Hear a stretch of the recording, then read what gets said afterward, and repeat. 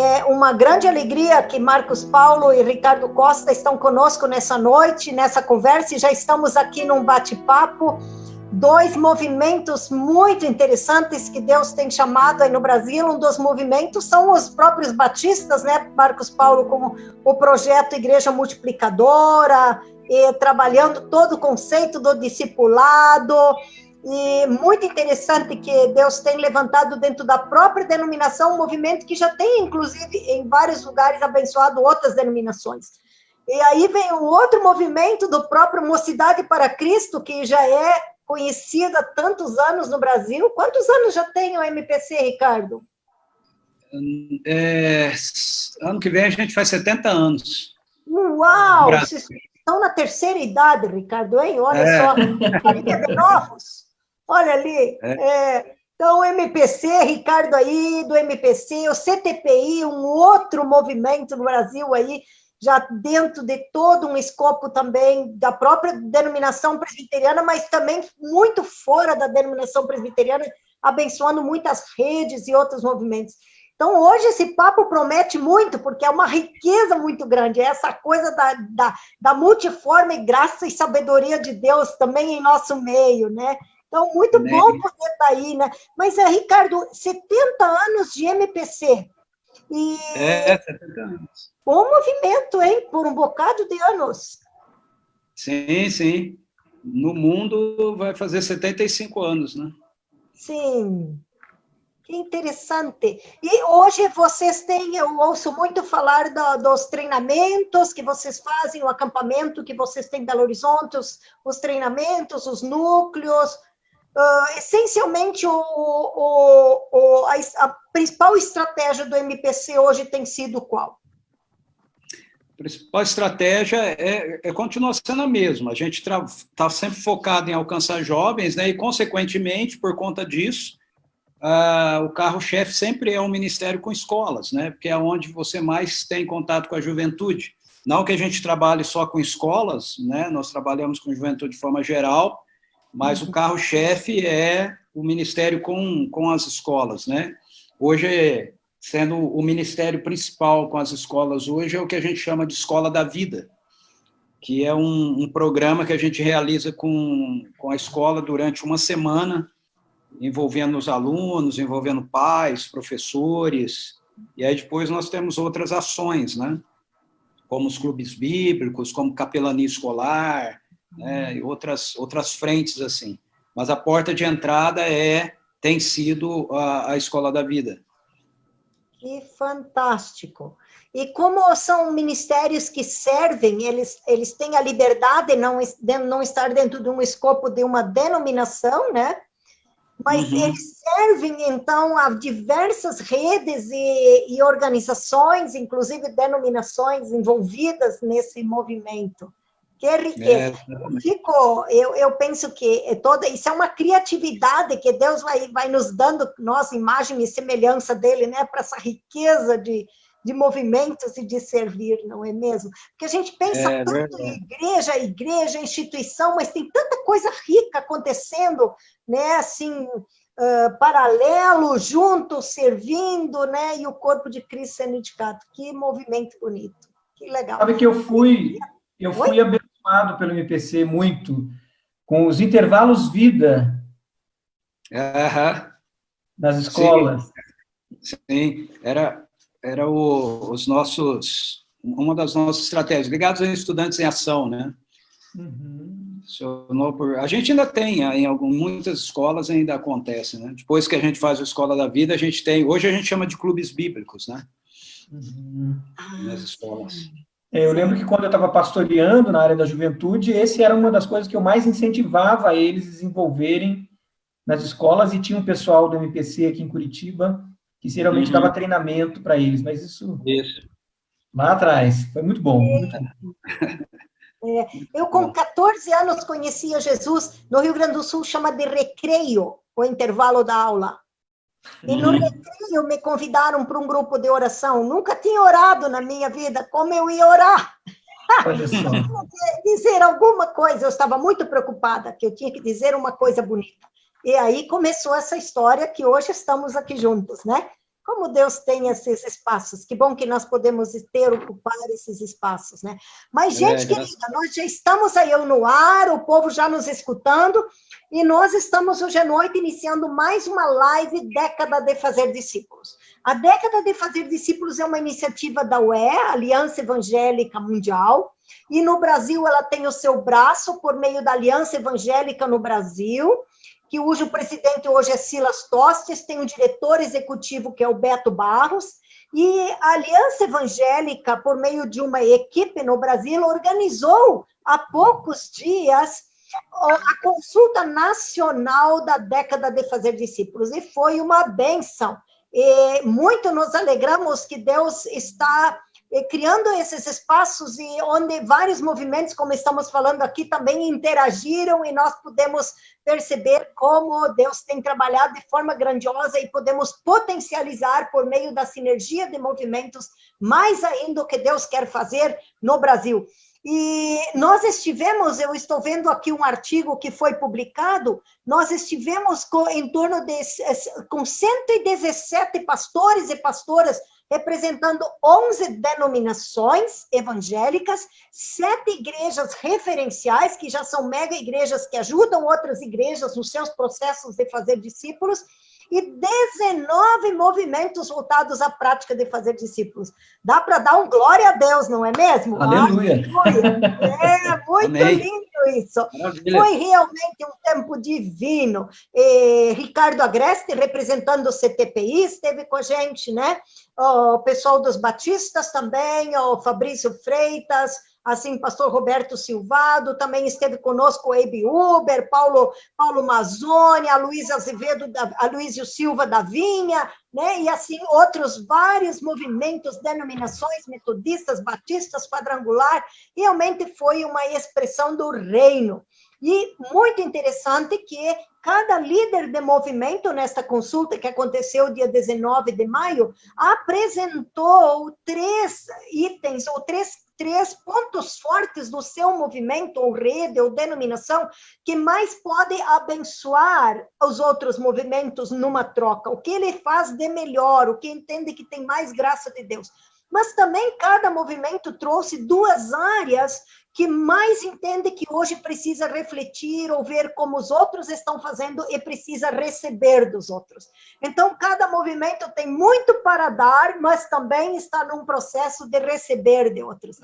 E isso foi algo divino.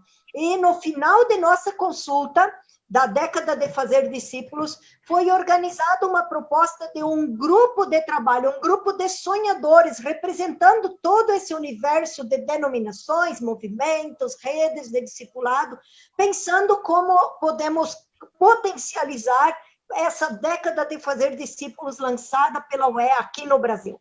Então, isso está debaixo do guarda-chuva da Aliança Evangélica, e nós, como live quinzenal, fazemos parte desse movimento a cada dia aqui, trazendo uma reflexão.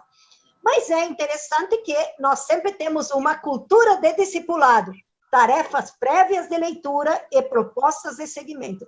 E hoje, quem está conosco aqui, com muita alegria, é o Marcos Paulo, que eu vou apresentar primeiro e vou pedir que ele dê sua perspectiva, porque ele participou da consulta. Marcos Paulo faz parte do colegiado de pastores da Igreja Batista do Bacaxiri, em Curitiba, Paraná.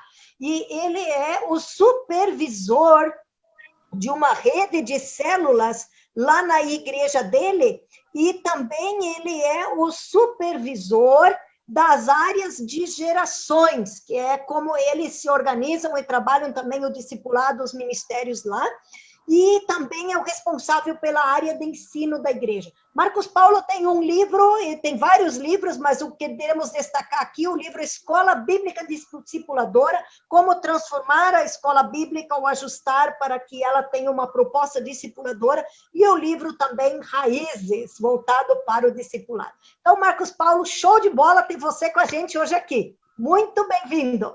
E pode nos falar da consulta e depois vamos conversando com o Ricardo Costa. Que bom, muito obrigado, sou muito grato pelo convite, Laena, privilégio, honra estar aqui nesse movimento, né, que também faz muita diferença, que é homens mentores, mulheres mentoras. Prazer estar junto com o Ricardo Costa aqui também, conhecê-lo primeira vez que a gente está conversando aqui, né? Então, está sendo muito bom, obrigado pelo convite. E a experiência da consulta, para mim, foi primeiro uma resposta de oração, né? Ver a igreja convergindo para algo tão importante, que é o tema do discipulado, e que a Aliança Evangélica Mundial lançou como década do discipulado, porque é algo que nós precisamos. O discipulado, ele nunca deixou de estar na pauta, ele sempre esteve na pauta e deve estar na pauta, porém, muitas vezes a gente se perde com tanta coisa, a igreja, né, de um modo geral, acaba se perdendo, às vezes, com inovações, e tudo está lá na essência do que Jesus já nos ensinou, que é a vivência do discipulado, a vivência de um estilo, eu chamo de um estilo de vida discipular. E a consulta foi maravilhosa porque ela trouxe pessoas, líderes proeminentes, assim, de linhas diferentes, né? Nós tínhamos de todas as linhas, pentecostal, histórico, reformado. Então, essas experiências conjuntas, convergindo para o mesmo assunto, que é o discipulado, trouxe uma riqueza que não tem igual. Não tem igual. Eu acho que aquilo ali, não sei se é fácil de repetir novamente tão cedo, né? Foi providencial, Deus usando a vida do David Cornfield, a tua vida, a vida do pastor Roberto Silvado, a vida de líderes nacionais, né? E eles entendendo que aquele era o momento da gente se encontrar, foi singular. Então, eu acho que agora nós vamos colher os efeitos, estamos colhendo os efeitos dessa pedra que foi lançada no lago, e está produzindo uma onda aí de bastante refletir, de pensar sobre o tema do discipulado, agora nas suas denominações e nos seus movimentos. Então, foi muito bom, e a gente vai colher muitos frutos ainda dessa consulta. Que maravilha, muito bem. Olha aí, Ricardo Costa, que lindo, não é mesmo? E bom ter você também. Ricardo Costa, ele é o diretor de treinamento da MPC, Mocidade para Cristo, que já estava nos dizendo que no mundo já faz 75 anos que essa organização existe, e no Brasil há 70. Ainda brincávamos com o Ricardo com essa cara de menino, de gente nova, estão fazendo 70 anos de organização, né? Mas também, Ricardo, ele faz parte do CTPI, ele é um dos diretores que faz parte do CTPI, e ele é pastor ele mora em Valinho, mas ele é pastor da comunidade presbiteriana de Vinhedo. Então, Ricardo, muito bom ter você aí, a gente já conhece um tempo, conhece essa reflexão teológica, esse compromisso com uma espiritualidade aí com Deus, mas também pro discipulado. Bom que você está com a gente. Muito bem-vindo. E olha só, Ricardo Costa, vamos começar nosso papo, então. No seu entendimento, Ricardo, pensando em discipulado, se você pudesse olhar um discipulado autêntico, como é que você definiria um discipulado autêntico? Como você explicaria ele? Bom, primeiro eu quero dar boa noite a todos, quero dizer que é um prazer, né, poder estar aqui com vocês também, é um privilégio, né, poder participar de um momento como esse, refletir, né, sobre a perspectiva do tema que, para mim, na verdade, é a essência daquilo que é a missão que Jesus nos outorgou, né, que Jesus nos deu. Aqui na minha igreja mesmo, eu costumo dizer para o pessoal que a gente pode fazer muita coisa, se a gente não estiver fazendo discípulos, nós não estamos fazendo nada, né, por mais coisas que a gente faça. Porque Jesus nos deu essa ordem, né, de irmos e de fazermos discípulos das nações. Pensando na perspectiva do discipulado, eu sempre gosto de refletir a partir do contexto das Escrituras, né, para cá, e não ao contrário, né, eu olhando para as Escrituras, olhando principalmente para a vida de Jesus, para a dinâmica da vida de Jesus, do que ele realizou com seus primeiros seguidores, né, seus primeiros discípulos, eu entendo que o discipulado ele tem a ver com nós assimilarmos o projeto de vida, o estilo de vida do reino de Deus que Jesus viveu, né, que Jesus ensinou e que Jesus transferiu para os seus seguidores, através da presença do Espírito Santo de Deus. Eu gosto muito de pensar no discipulado como esse modelamento, então, da nossa vida, a partir da vida de Jesus. Né? Nós somos discípulos e nós fazemos discípulos de Jesus. Eu não tenho discípulos meus, né? O CTPI não tem discípulos, a MPC não tem discípulos, a Igreja de Vinhedo não tem discípulos, quem tem discípulos é Jesus, né? Nós fazemos discípulos de Jesus, porque o discipulado tem a ver com isso, tem a ver com a vida da gente alcançada pelo poder do Evangelho, inseridos, então, na vida de Jesus, experimentando a presença da vida dele em nós, através do Espírito Santo, nós irmos, então, sendo transformados no nosso estilo de ser, né, no nosso estilo de viver. Nós vamos pensando, aprendendo a pensar como Jesus pensa, a falar como Jesus fala, a fazer as coisas como Jesus faz. Não é? Essa, teologicamente falando, para mim, é a essência do discipulado. Não é? Usando aí uma analogia lá com Jesus, né, esse seria o vinho. Né?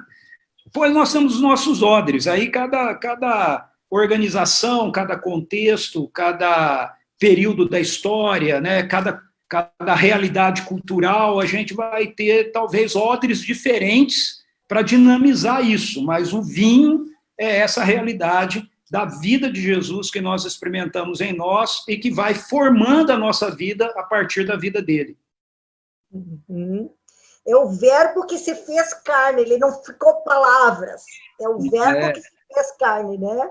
É isso, né, Marcos Paulo? Eu acho que essa coisa da referência de Jesus, de partir dele, nos traz uma coisa única. É muito preciosa a perspectiva que você traz, Ricardo, de que podemos ter odres diferentes, mas é aqui que a essência está, né? Eu acho que dá para caminhar por aí, não é, Marcos Paulo? O que parece para você? Sim, eu acho que isso que o Ricardo trouxe, desse estilo de vida discipular, né? Eu acho que ele citou ali na fala dele, a gente precisa voltar sempre também para essa essência, para esse vinho que o Ricardo trouxe, né? Porque o risco nosso também, durante a história da igreja, é que o odre muitas vezes tomou o espaço do vinho. Uhum. E aí a gente ficou gastando tanto tempo, às vezes, na formatação do odre, na formatação do sistema, dos métodos, de como que a gente poderia desenvolver, né, o invólucro, que a gente, muitas vezes, em vários momentos da história, perdeu a essência. E, é claro, todo movimento tem um pouco de retorno, né, de retorno às origens e tal.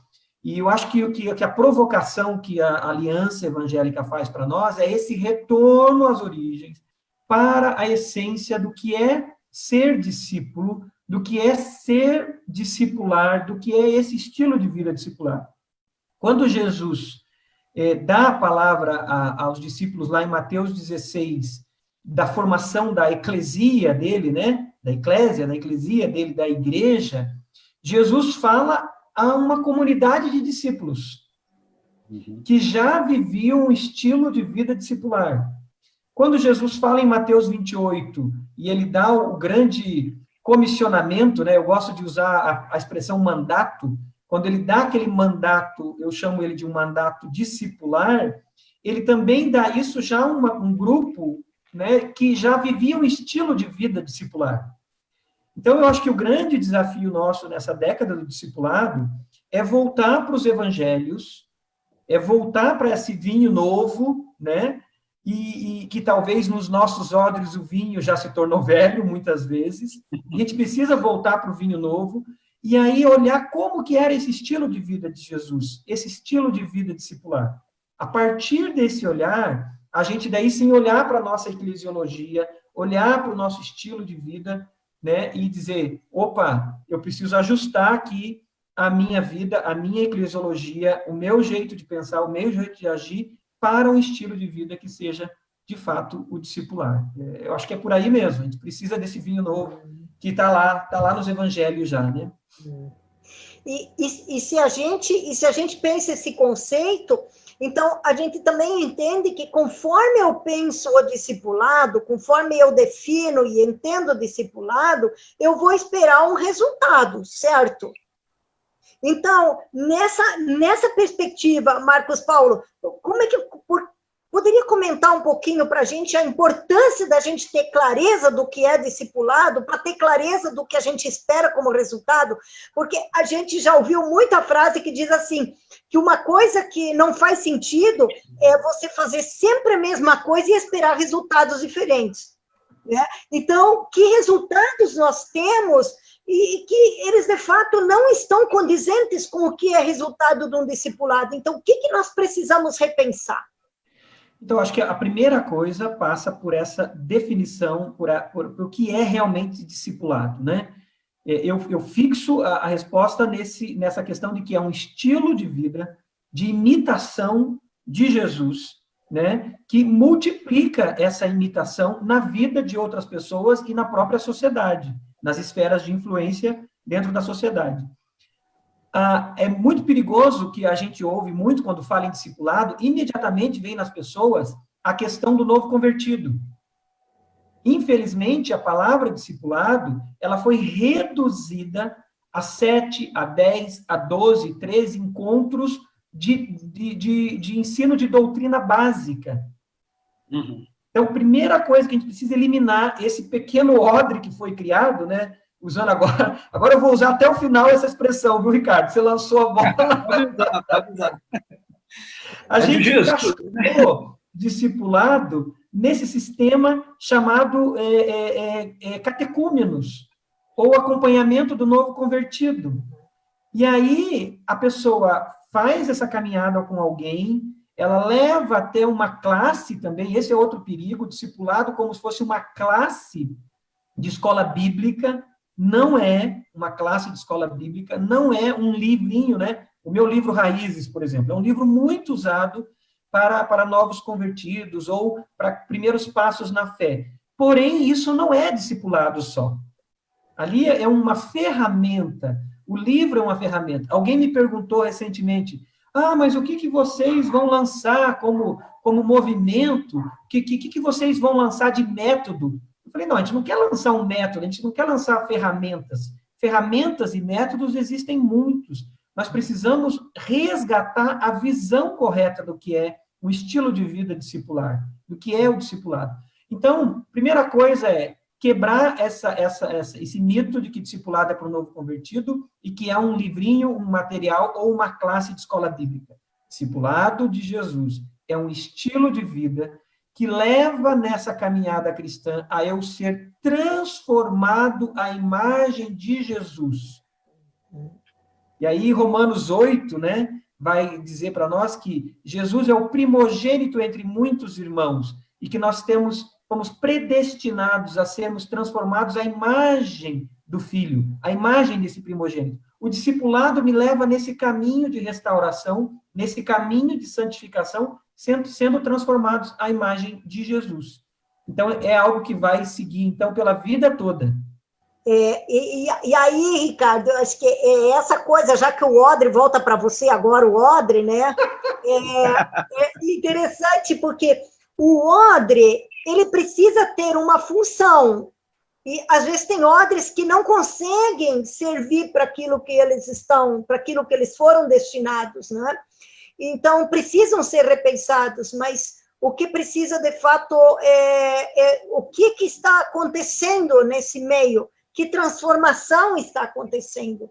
E eu gostaria, Ricardo, se você conseguisse trazer para a gente a sua perspectiva, o que hoje poderiam ser os principais obstáculos para a igreja brasileira, enquanto comunidade cristã, para o discipulado? Nós estamos vendo aqui esse conceito, esse conceito de discipulado só para novo convertido, ou discipulado como uma classe, ou mais informação e não transformação, né?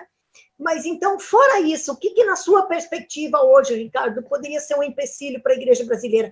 Bom, antes de eu dar minha resposta aqui, eu queria apenas dar crédito, né? Uma pessoa, até tem mais, né? Mas eu queria destacar principalmente um autor, uma pessoa que me influenciou e me influencia bastante com relação a meu pensamento, minha reflexão, minha ação, que é o Dr. Dallas Willard. Dallas Willard, muito do que eu falo, muito do que eu reflito, eu coloco, né? Tem o meu jeito de falar, né? Mas a nota de rodapé aí vai para o Dallas Willard. Tá bom? Então, eu gostaria de fazer essa menção aqui, né? Porque eu acho que nós vivemos num momento e numa cultura onde muitas, do stand-up, né? Muitas pessoas acham que elas produzem a coisa ali na hora, mas muito do que a gente trabalha, muito do que a gente fala, muito do nosso discurso, né? Até mesmo de gente que é bem referencial, muito maior do que eu ou qualquer um de nós aqui, né, fala, eles têm por detrás pessoas que os influenciaram, né? Então, eu queria só fazer menção disso aqui. Até para sugerir, né? Se alguém aí tiver interesse, o que eu posso ler? Então, minha sugestão é, tudo que você puder encontrar do Dallas Willard, você puder ler, leia do Dallas Willard, ok? Tem outros autores também. Muito bem, uma vez dito isso, fecha parênteses, eu queria tentar estruturar meu pensamento aqui em duas partes. Né? Eu acho que nós temos dois tipos de barreiras, dois tipos de limitações. Uma já segue aí na linha, né, e na ordem do que o Marcos Paulo já vem colocando para a gente, que tem a ver com essa perspectiva da nossa estrutura, da maneira equivocada, né, muitas vezes, que a gente foi herdando, né, que a gente foi recebendo o conceito de discipulado. Já eu vou voltar nela, mas antes eu queria tratar de uma outra, que para mim, uma questão teológica, um pouco mais teológica. A compreensão, eu acho que essa é uma barreira que a gente tem para o desenvolvimento discipulado, que diz respeito à compreensão de dois conteúdos ligados ao discipulado, quando a gente olha para a vida de Jesus. O primeiro é o conteúdo do reino de Deus. Eu acredito que sem a gente entender a perspectiva do que é o reino de Deus, a gente pode patinar na perspectiva do que a gente chama de discipulado, né? Porque Jesus, quando ele vem e ele executa a missão, ele começa a missão dele, os evangelhos nos dizem que ele tem um conteúdo, né, que ele compartilha. E o conteúdo dele é o reino de Deus. Né? A gente não vê Jesus, nenhuma vez, Jesus dizendo assim, olha, gente, eu vim morrer na cruz por vocês precisam crer na graça de Deus, e vocês precisam acreditar que eu vou morrer na cruz para a salvação de vocês, né? Eu não estou dizendo que isso está errado, ok? Eu estou dizendo, isso é uma elaboração teológica que a gente vai fazer, e a igreja faz, e está correta e tudo mais tarde, ok? Mas eu entendo que essa elaboração do evangelho a partir apenas desse conceito, né, que eu diria assim, que é o conceito central, né, ele não é todo o conceito do evangelho, ele é um conceito central do evangelho, mas ele não é todo o conceito do evangelho. O conceito geral do evangelho é o reino de Deus. Então, quando a gente foca a proclamação do evangelho, a pregação do evangelho, em cima apenas dessa ideia de que Jesus morreu para que nós pudéssemos ser pecadores salvos pela graça, né? E o destino, o objetivo da morte de Jesus, então, é a nossa salvação no sentido de nos levar para o céu, nos garantir o céu, né? A gente acaba esvaziando o conteúdo do discipulado. Porque o discipulado ele tem a ver com a gente aprender a viver a nossa vida a partir da vida de Jesus, mas a vida de Jesus vivida aqui tinha a ver com a expressão do reino de Deus. Então, nós precisamos resgatar, eu acho que essa é a primeira tarefa, né? A gente precisa, os pastores, os líderes, tudo mais, a gente precisa resgatar, assim como a gente tem que resgatar o conceito de discipulado, a gente precisa resgatar o conceito de reino de Deus. Né? O que Jesus chama de reino de Deus, o que ele fala, o que ele está dizendo para a gente, falando para a gente, ensinando para a gente, quando ele diz que o reino de Deus chegou, que o reino de Deus está aqui, que o reino de Deus está perto. E aí, mais uma vez, eu queria citar o Dallas Willard. Essencial para ser lido é o Conspiração Divina, a Conspiração Divina do Dallas Willard. Okay? O Dallas, nesse livro, ele ajuda muito a gente a entender essa perspectiva de Jesus apresentar para a gente o reino de Deus como a realidade da vida que Deus planejou que nós a vivêssemos a partir daqui, não só depois que a gente morre, não só depois que a gente vai para o céu, não só no milênio, né, e depende da escatologia de cada um, né, mas a partir do momento que o evangelho, né, ou seja, que o impacto da vida de Jesus nos alcança. Então, esse é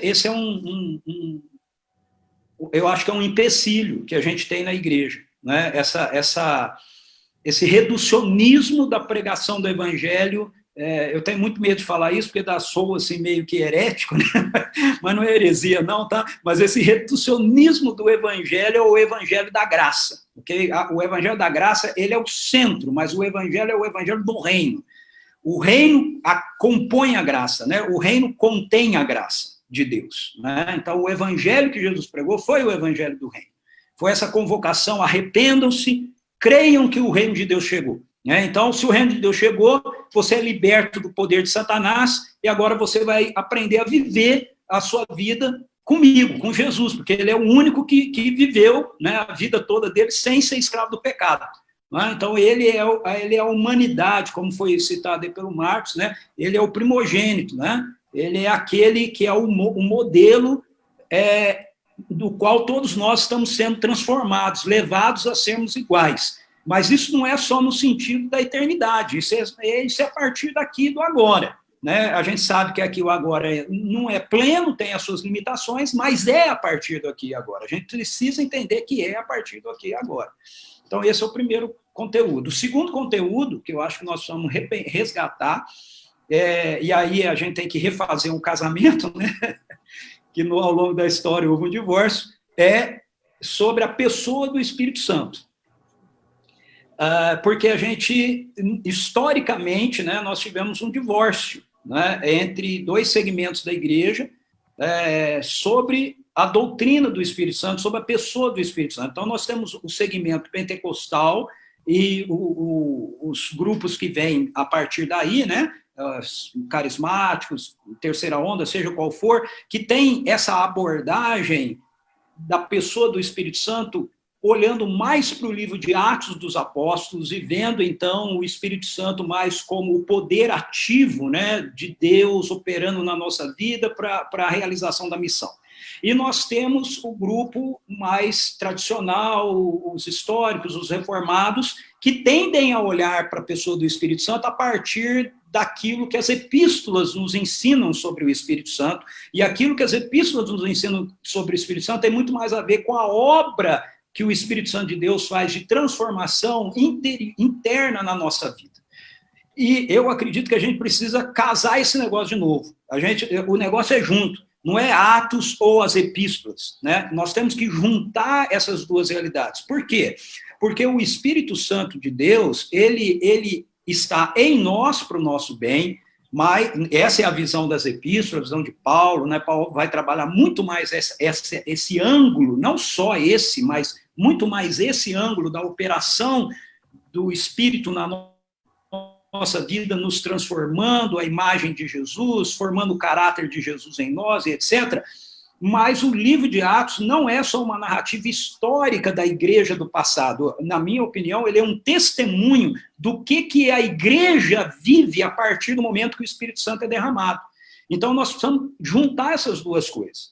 Em outras palavras, nós precisamos de um resgate da compreensão de quem é o Espírito Santo e uma submissão à pessoa do Espírito Santo. Porque quando nós falamos sobre Jesus, nós sobre sermos discípulos de Jesus e nós estamos sendo moldados à vida de Jesus e etc., a pessoa que está trabalhando e operando isso em nós e através de nós é a pessoa do Espírito Santo. Jesus disse isso. Jesus falou, eu vou, mas eu vou enviar outro Consolador, ele vai estar para sempre com vocês, é ele que vai convencer o mundo da justiça, do pecado, do juízo da justiça, é ele que vai conduzir vocês a toda a verdade. Não é? Então, o modelo de discipulado, embora a gente encontre referendado na pessoa de Jesus, a efetividade prática dele na nossa vida se dá a partir do momento que o Espírito Santo de Deus é derramado. Então, Jesus, no batismo, ele recebe o Espírito E isso é uma prerrogativa, é um modelo para a gente, né? Nós precisamos da pessoa do Espírito Santo atuando em nós e atuando através de nós para que a realidade do discipulado modelado por Jesus seja viável, seja possível. Porque senão ele é só idealístico. A gente nunca vai chegar nele, a gente nunca vai alcançar.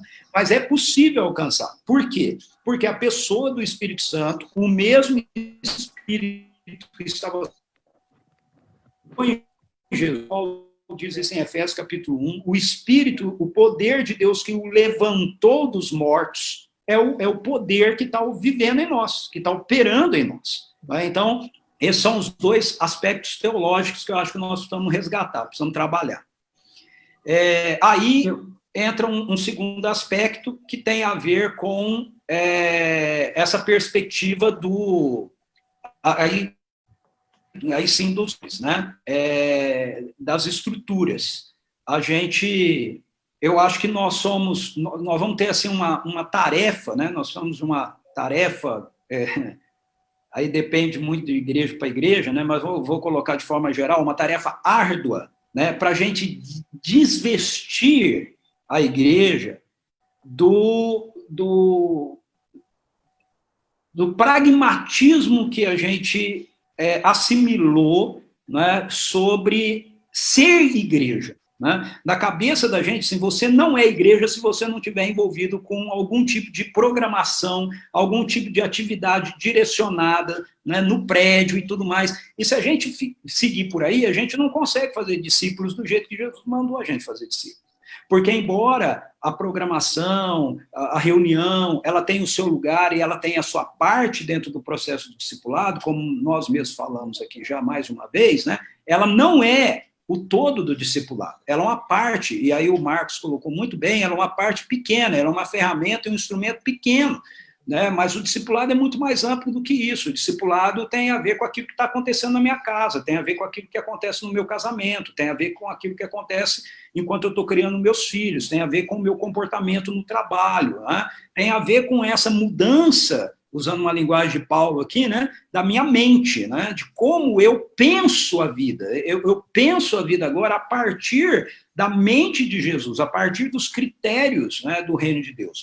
E enquanto a gente definir a igreja pela reunião que a gente tem, pela figura do pastor, e olha que eu sou pastor, né? Eu estou jogando pedra em mim mesmo, né?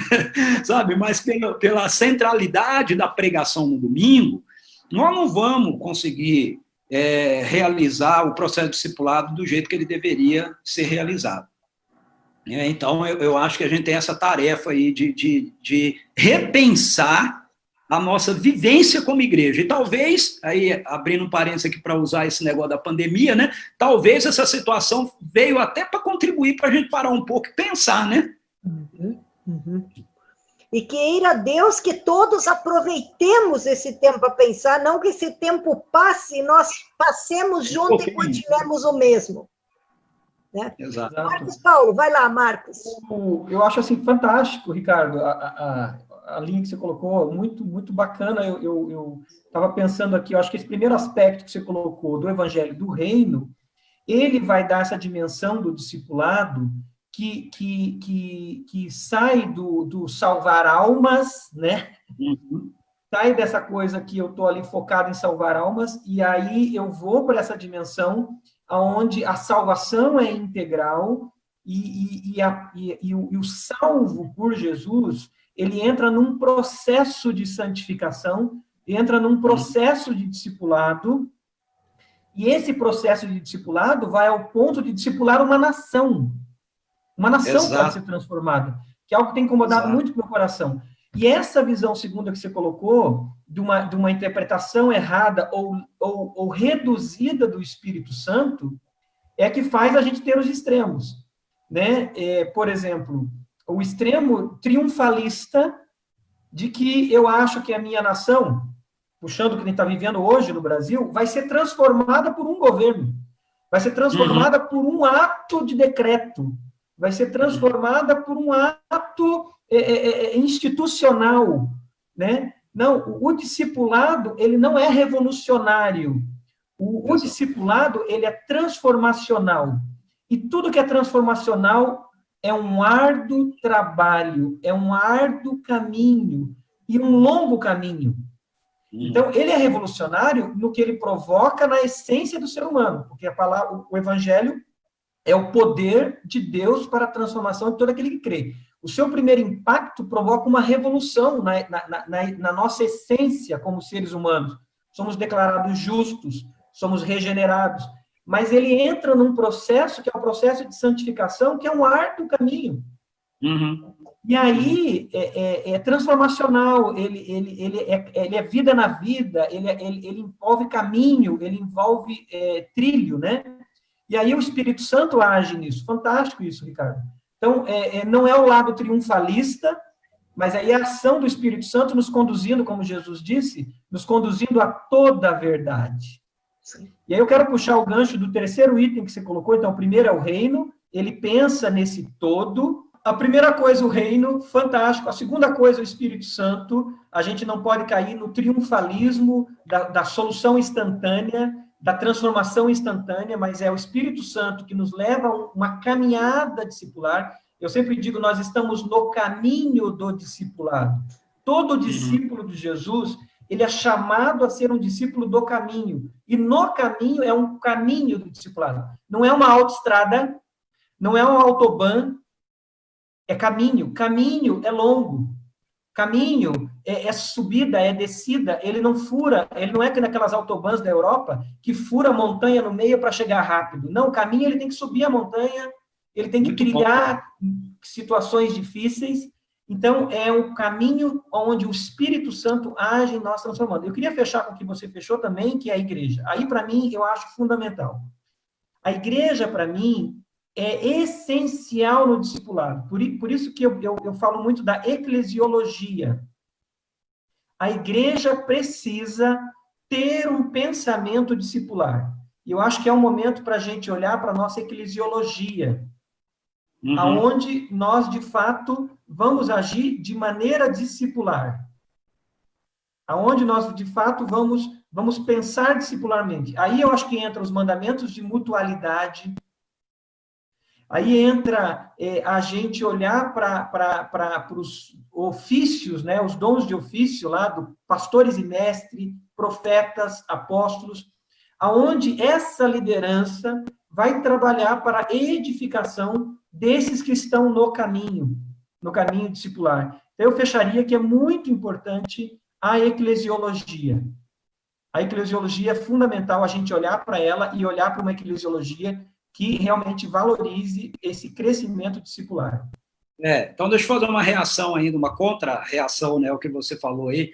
Reação não, uma contribuição, né? Eu penso que nessa perspectiva eclesiológica, ela não que as outras duas que eu coloquei não sejam importantes, elas são super importantes, acho que, na verdade, elas fundamentam a eclesiológica, mas eu concordo com você que talvez a eclesiológica, ela seja, para nós, a tarefa mais árdua e mais sutil, porque nós herdamos algo que a gente vem carregando há muito tempo, né? Há muito tempo. Então, no qual, de certa forma, a igreja está tão acostumada com esse negócio desse modelo, que às vezes a gente acha que se a gente muda a forma, a gente está mudando o conteúdo.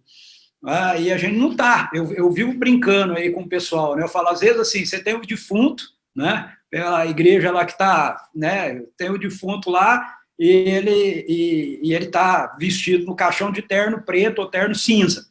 Aí você fala, a gente precisa revitalizar a igreja. Aí bota lá uma camisa florida no defunto, né? Bota lá mas o defunto continua defunto, você mudou a roupa, mas ele continua igual, entende? Então, assim, o culto fica mais animado, a pregação é menor, ou então ela é mais criativa, usa vídeo, pinta a igreja de preto, usa jogo de luz, quer dizer, você faz todas essas coisas, mas você não mudou a essência, porque você muda tudo, mas você não está fazendo discípulos, você continua sem cumprir com aquilo, como você colocou aí, com aquilo que Jesus presenteou a igreja, né, para que ela pudesse ser discipulada.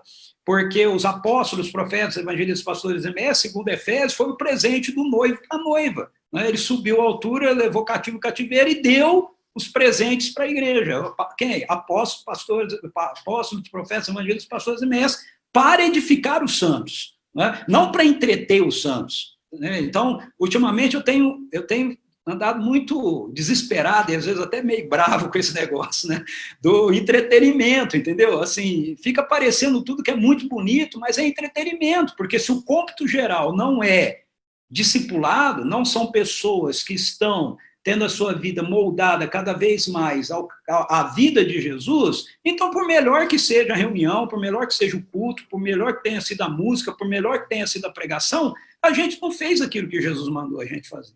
Porque o que ele mandou a gente fazer foi discípulos. Uma coisa que eu tenho, bem isso mesmo, uma coisa que eu tenho comentado com os meus membros da igreja, líderes, né, obreiros, e eu tenho me reunido com eles. Recentemente eu tive um encontro com todos via Zoom, usando aqui o Zoom em todos os pequenos grupos que a gente tem, né? E uma pergunta que eu fiz para eles foi a seguinte, eu perguntei o seguinte, eu falei, olha, como seria se nós não tivéssemos mais nem a internet? Então, vocês não teriam acesso a mim mais, como pastor, ao pastor Luiz Roberto Silvado, que é o nosso pastor coordenador, aos demais pastores, vocês não teriam acesso a nós, seria só vocês. E o que sobrou para vocês foi o telefone. Aí eu fui mais radical ainda, eu falei assim, e se não sobrasse nem o telefone? O que você faria?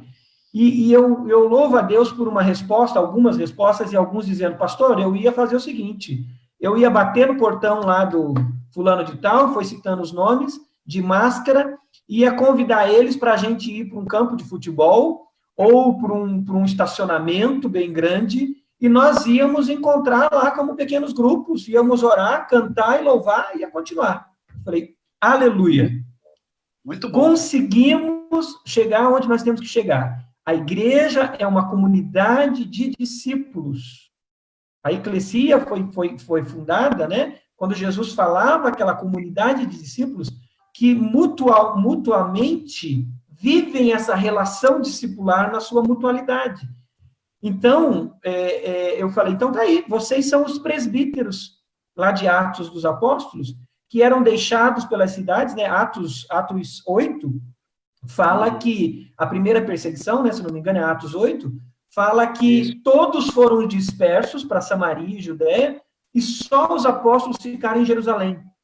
E esses que foram dispersos, eles tiveram que continuar se reunindo, ministrando um na vida do outro, né? Com certeza ali surgiram os primeiros presbíteros que foram surgindo, e aí eu falei, então é isso. A gente precisa saber que a Igreja de Jesus é essa comunidade de discípulos que vive essa mutualidade de crescimento mútuo, né? De mutualidade, de ensino mútuo. E aí eu resgato de novo nesse tema da eclesiologia por isso, né? Que é aqueles mandamentos de ensinai-vos uns aos outros, né? Admoestai-vos uns aos outros, exortai uns aos outros, né? E aí vai, suportai-vos uns aos outros, até o ponto de Tiago dizer, confessai as vossas faltas uns aos outros. Eu chamo esse confessar as vossas faltas uns aos outros do nível mais profundo da mutualidade discipular. Quando eu confio tanto no Ricardo, que eu vou dizer, Ricardo, ora por mim, porque eu pequei. E eu não quero ser escravo do pecado. E essa é uma área que eu preciso da tua ajuda comigo nessa caminhada discipular, nesse estilo de vida discipular. Então, a igreja, ela se torna vitoriosa à medida que, eu creio, à medida que ela vive essas dinâmicas discipulares no seu estilo de vida. Aí, voltando a como começamos a nossa conversa, né? O estilo de vida discipular é fundamental para a igreja ser igreja. É verdade, exatamente. Você sabe que um texto que eu gosto de usar sempre bastante para mostrar isso, que você está compartilhando aí com a igreja aqui, é o texto de 1 Tessalonicenses 5, eu falo aqui com o pessoal, esse texto ele mostra o trabalho pastoral do pastor e ele mostra o trabalho pastoral da igreja. né? Ou, trocando para o discipulado, né, o trabalho de discipulador do pastor e o trabalho de discipulado da igreja, né? Quando Paulo fala assim, ó, em 1 Tessalonicenses 5,14, ele diz assim, irmãos, 12, ele diz assim, caros irmãos, agora vos suplicamos que dediqueis toda a consideração para com os que se esforçam no ministério, os quais os lideram e aconselham no Senhor. Então, esse é o ministério do pastor, né, dos líderes, né, a tarefa dele como discipulador é essa de se dedicar ao ministério, aconselhar, né, liderar. Mas no verso 14 ele diz assim, irmãos, também vos exortamos, e agora ele está falando com toda a igreja, aqui, admoesteis os sonolentos, consoleis os desanimados, ampareis os fracos, sejais pacientes para com todos, evitai que ninguém retribua o mal com o mal, mas encorajai que todos sejam bondosos uns para com os outros. Então, isso ele está falando para a igreja toda fazer, não é para o pastor fazer. O pastor é para ensinar, é para liderar, é para admoestar. E toda a igreja faz toda essa outra parte. A gente faz também porque é parte da igreja, mas não faz porque é parte do pastoreio. É porque essa é a vida da comunidade de discípulos de Jesus, é isso mesmo. Sabe que uma das maneiras que eu gosto de ver o discipulado, uma outra ilustração que eu gosto de usar do discipulado o discipulado é eu derramar da vida de Jesus que está em mim na vida do outro. E eu receber o derramar da vida de Jesus que está no outro na minha vida. É isso. Né? Então é uma troca de vida, né? É vida na Fantástico. vida. O que a Igreja de Jesus tem passado todos esses anos, né, esses séculos, porque isso tem existido, né?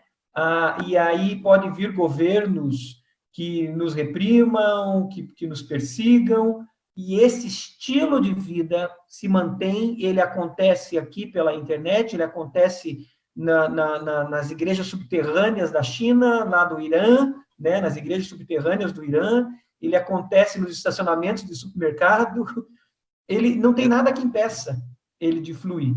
As igrejas que se tornaram catedrais no sentido de monumentos rígidos, e puramente cultuais, puramente só litúrgicos, no sentido do ali, programa, né? Programa, né? Ou as igrejas que se tornaram espetáculos, porque isso também é outro nível, né, de catedral agora, né? Não é a catedral do física, mas é a catedral do espetáculo. Então, não é o espetáculo artístico daquela catedral, mas é o espetáculo humano, né, ali da performance, né, humana, ela tá se reproduzindo também na internet. Mas a minha pergunta é, se não tivesse essa internet aqui, se não tivesse o Zoom, se não tivesse a tecnologia, se essa igreja ia sobreviver, se esse povo ia sobreviver, porque eles não iam se alimentar do espetáculo. Mas a igreja de Jesus, que é viva, ela vai se manter, porque ela está aí e ela está continuando e está agindo, né, graças a Deus. Exatamente, concordo plenamente com você. Inclusive, esse é um argumento que eu geralmente uso nas minhas aulas de teologia de missões, quando o pessoal fala sobre a situação da Europa, da igreja ter morrido na Europa, eu sempre falo, não, a igreja não morreu na Europa, o que morreu na Europa foram as estruturas denominacionais, as estruturas históricas, essas morreram, mas a igreja está lá, ela está acontecendo, de uma outra maneira, de uma outra forma, né, as denominações históricas, né, eu faço parte de uma delas, né, lamentam, né, isso, né, em ver a falência, né, mas a igreja está lá, ela está acontecendo, ela acontece em casas, ela acontece em pubs, ela acontece... Eu conheço um monte de gente que está fazendo missão na Europa, né, e um monte de grupos de 40, 50 pessoas que se reúnem e que estão fazendo o reino, né, se mostrar, o reino se manifestar, né, ali. Então, essa percepção, ela é perfeita, né? Eu acho que, inclusive, esse é seria o atestado, né, se é que a gente pode usar essa palavra aqui, né, mas é o atestado do sucesso com relação ao discipulado.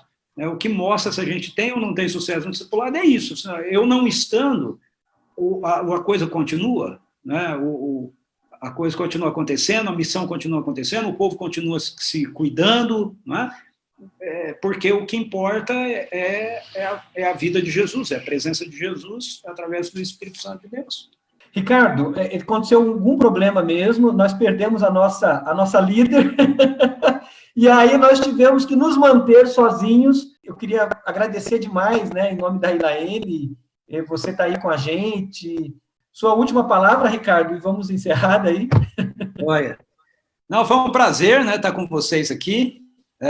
Foi uma experiência muito legal, muito rica. Eu louvo a Deus por ver o avanço, né, do reino dele acontecer de forma tão multifacetada.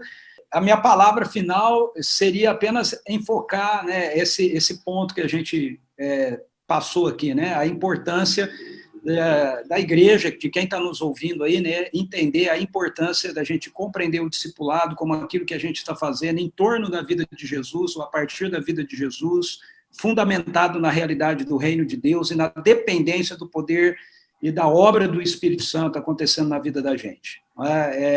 Não é método, não é método. Aí o odre, o método, a gente pode ir variando, pode ir usando, mas esse é o vinho que a gente não pode perder.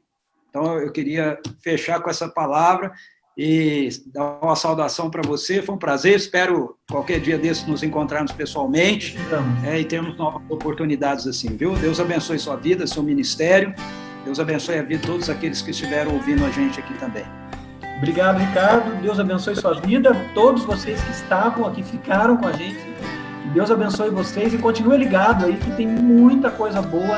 É um tempo especial que Deus trouxe para nós através dessa década do discipulado e tempo de crescermos juntos. Um abraço para todos. Deus abençoe. Um abraço, Ricardo. Deus abençoe. Deus abençoe. Tchau.